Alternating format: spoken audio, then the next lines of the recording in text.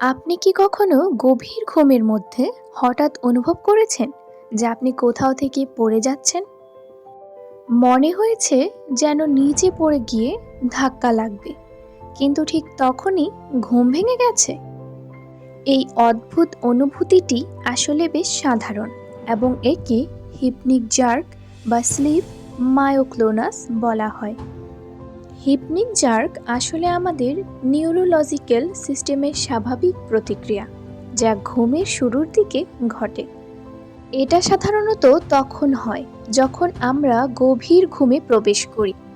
তখন শরীর ও মানসিক অবস্থা পুরোপুরি শিথিল হয়ে যায়। নাম্বার 1, মস্তিষ্কের ভুল ব্যাখ্যা। আমাদের শরীর যখন ধীরে ধীরে শিথিল হতে থাকে, তখন মস্তিষ্ক কখনো কখনো ভুল সংকেত পাঠায়। মনে হতে পারে যে আমরা হয়তো ভারসাম্য হারিয়ে পড়ে যাচ্ছি।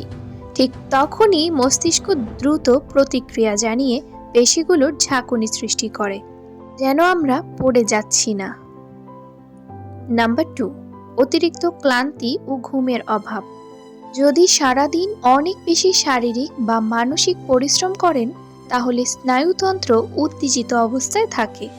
ফলে ঘুমের শুরুতে এটা দ্রুত শিথিল হতে চায়, কিন্তু মস্তিষ্ক সেটাকে অস্বাভাবিকভাবে ধরে নেয়, এই ঝাঁকুনির সৃষ্টি করে। নাম্বার 3, অতিরিক্ত ক্যাফিন বা স্ট্রেস। ক্যাফিন, নিকোটিন বা অতিরিক্ত মানসিক চাপ মস্তিষ্ককে উত্তেজিত রাখে, যার কারণে ঘুমের মধ্যে শরীর দ্রুত শিথিল হতে পারে না। তখনই এই ধরনের ঝাঁকুনি অনুভূত হয়। নাম্বার 4, বিবর্তনীয় কারণ। আমাদের পূর্বপুরুষরা যখন গাছে বসবাস করতেন, তখন ঘুমের মধ্যে পড়ে যাওয়ার ঝুঁকি ছিল।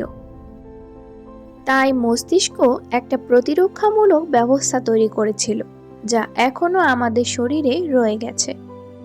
ফলে গভীর ঘুমে যাওয়ার সময় মস্তিষ্ক এমন সংকেত পাঠায় যেন আমরা পড়ে যাচ্ছি কিনা, এবং নিশ্চিত হওয়ার জন্য শরীরে হঠাৎ এরকম ঝাঁকুনি সৃষ্টি হয়।